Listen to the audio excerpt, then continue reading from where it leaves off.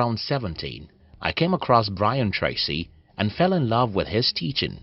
I would go to the internet cafe at night because I couldn't afford the normal fee in the day. I would spend hours in the night listening to Tracy and reading his quote.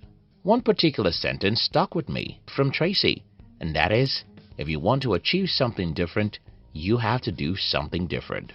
If you want to achieve what you've never achieved, you have to do what you've never done before. Growing up, I wrote the above sentence and pasted it in my room, and each day when I see those words, I knew I had to make sacrifices. It's very simple. If your life is not what you want it to be right now, you have to be willing to do something different. And don't let me sugarcoat anything here. You won't move from one easy well to another. Doing something different means getting out of your comfort zone, and this is never going to be easy. In today's video, I'm going to be sharing with you the 3 sacrifices you need to make to escape poverty. If you're new here, consider subscribing so that you won't miss other interesting videos like this. Take time to read. When most of my friends and relatives know what I have achieved in my life today, it's easy for them to envy me.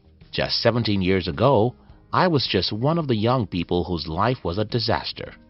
I hated my life and wished I was never born, because I was born into poverty, sickness, and many other limitations.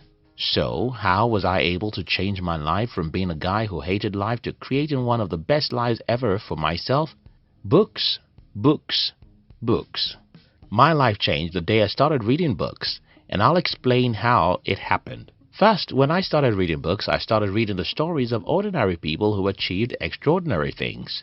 These stories encouraged me and gave me hope that I could as well overcome every obstacle in my way and achieve greatness with my life. I think this is very simple. If you know that some people have some disadvantages you think you have, yet went on to achieve greatness, you suddenly start to believe in yourself. When you start to believe in yourself, you start to think big, and when you increase the size of your dreams, you automatically increase what is possible with your life. In my case, I started believing that I could become rich, even though I grew up in a poor village.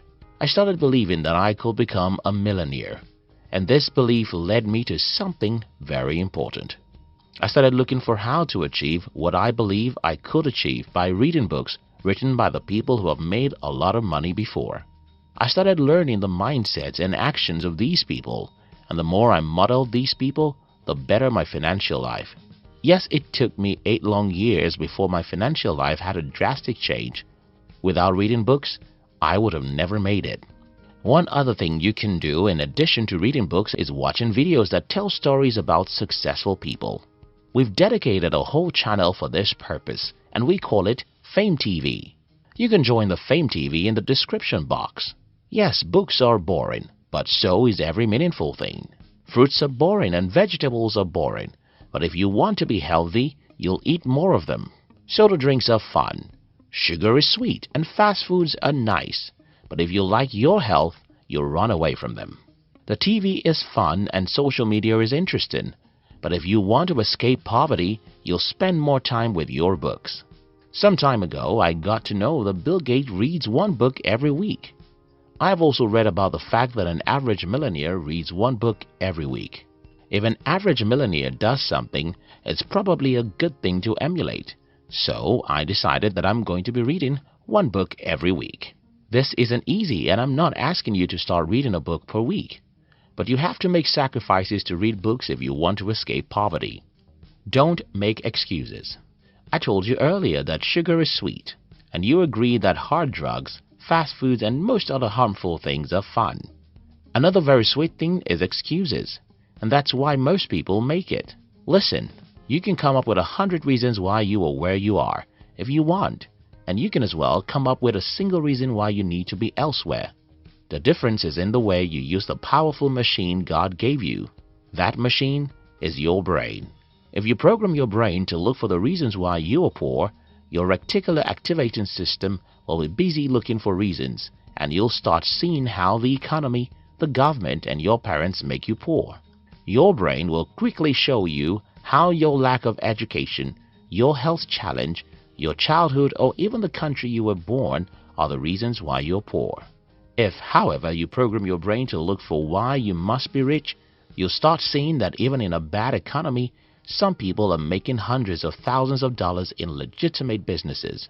You'll start reading about people who went through similar difficulties like you and ended up successful.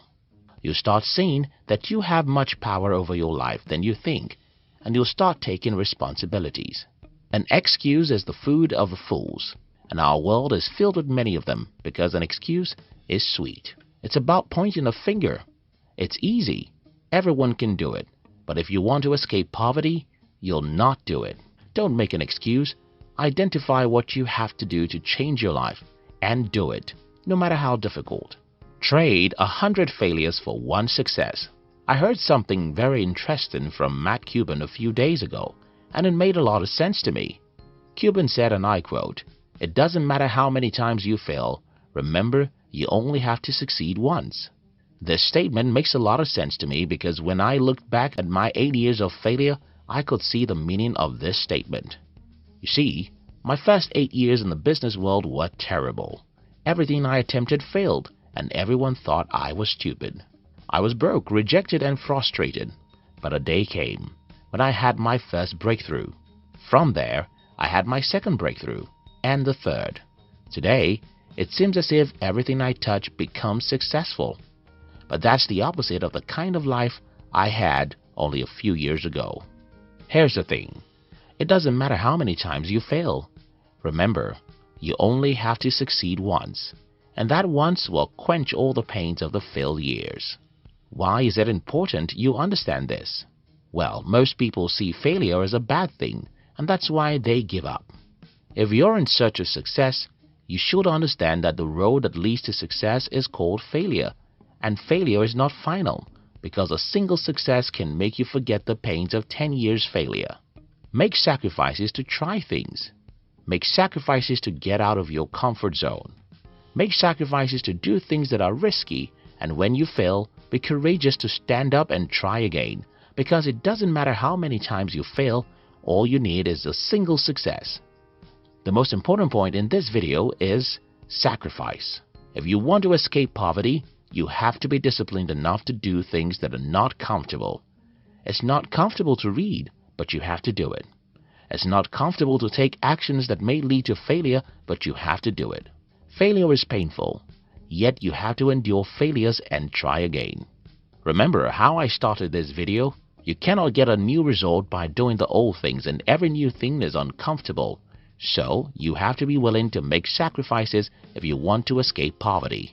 If you enjoyed this video, you'll enjoy the Fame TV, which is our new channel where we tell you the inspiring stories of the most successful people in the world. And if